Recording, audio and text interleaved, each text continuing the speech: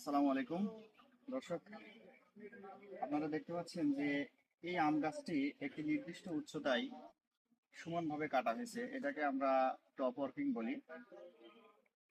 Top working আমাদের বসতবাড়ির আঙিনায় বিভিন্ন আম গাছ থাকলেও সাধারণত আমরা টপ ওয়ার্কিং সম্পর্কে অনেকেই জানি না বা এটা করি না।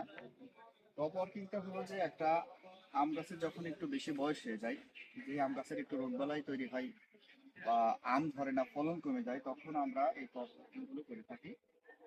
যেটা একটা নির্দিষ্ট উচ্চতায় আমরা সমান করে গাছটা কাটি, তারপরে এই অংশটা থেকে অনেকগুলো নতুন করে কুশি বের হয়, যেটা 15 থেকে 20টা বের হতে পারে। কিন্তু ওই সময় এতগুলো কুশি না রেখে আমরা অল্প সংখ্যক 7, 8টা থেকে 10টা বা তারও কম এইভাবে ডাল রাখা হয়। তখন এই ডালগুলো আবার বড় হয়।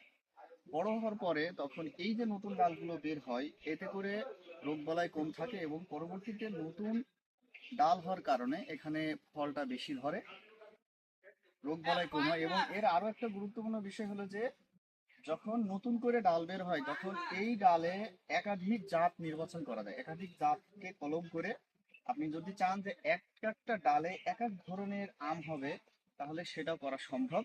এবং এটার মেন উদ্দেশ্যটাই কিন্তু ওইটা যে আমি একই গাছে বিভিন্ন ধরনের ফল ধরবে, দ্বিতীয়ত গাছটি রোগমুক্ত হবে এবং পূর্বের তুলনায় ফলনটি বৃদ্ধি পাবে।